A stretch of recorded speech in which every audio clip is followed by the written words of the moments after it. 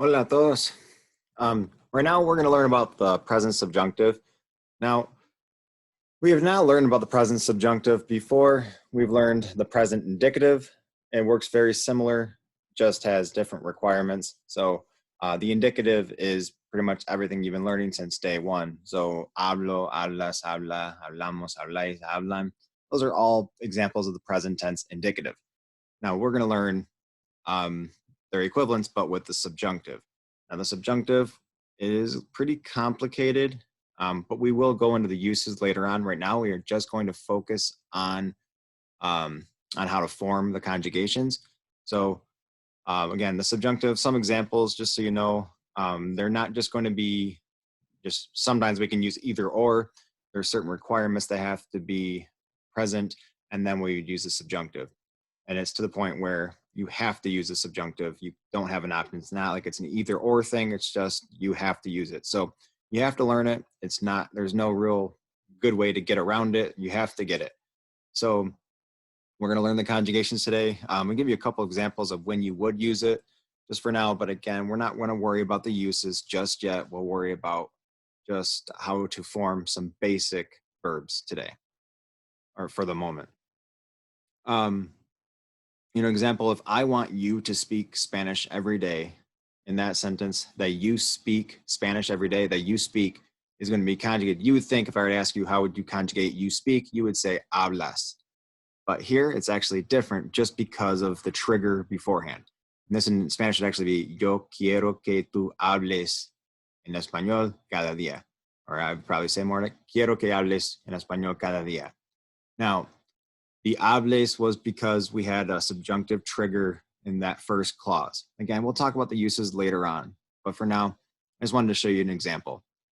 This is going to be formed very similar to how you form your commands. So when we were doing commands before, what we did first step was we went to the yo form, and then we dropped yo, add the opposite ending, and then we had our command.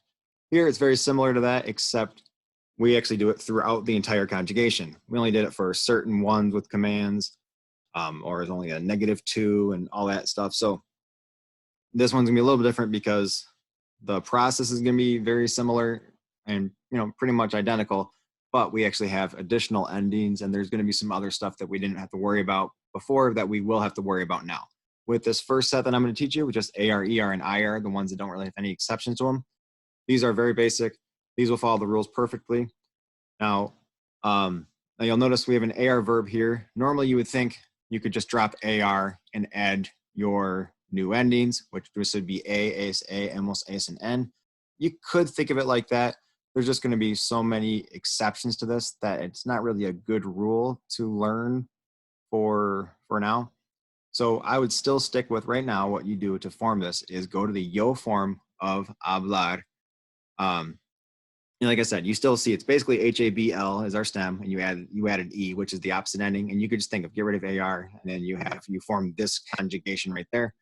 I just don't like that because later on when we get to other conjugations, and I'll show you examples in another video, but really I like to think of it as you actually take the yo form of habla, which is hablo. This is the present indicative form, hablo. You drop the O of the ending, and then you're left with HABL. And then you're going to fill in the ending with the opposite ending. Now, we've learned opposite endings before. What that means, when we have our opposite ending is AR verbs, they have the E. So as you can see in our conjugations, hable has the E for the ending. And then ER and IR verbs for like comer and escribir, for example, those are going to have A's for the ending. So if you look at those charts, look at the columns, you can see each hablar, every single ending starts with the letter E. For ER and IR, every single ending starts with the letter A. So, say if you have an AR verb, you're going to throw in the letter E to finish it. Now, notice the endings aren't just limited to the letter E. We have also the to form where you have the E and then an S.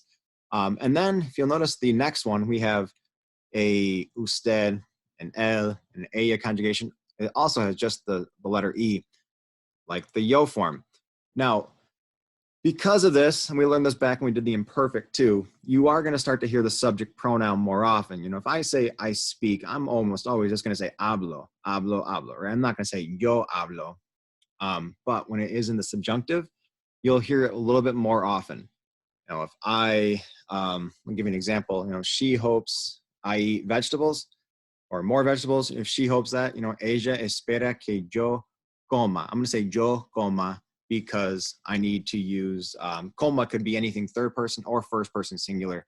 So I say yo coma just so you are, so I'm being a little clearer on who the subject is. You know, working the other way. I'm happy you're writing your EE in Spanish. Estoy contento de que escriba la monografía en español. There, escriba, you know, could be anything. So I might want to be specific. I might throw whatever my subject is. In that case, maybe él, right? Estoy contento de que él escriba la monografía en español. I'm happy that he is writing his EE in Spanish. So for right now, that's where we're going to leave it. I'm going to build on this in the next video. But for now, just know you just go to the O form, drop the O, add the opposite ending. And I'm going to give you some practice. And the practice is only going to follow this form. And these are all, I'm only going to give you regular conjugations. We're going to get to the irregular conjugations next time.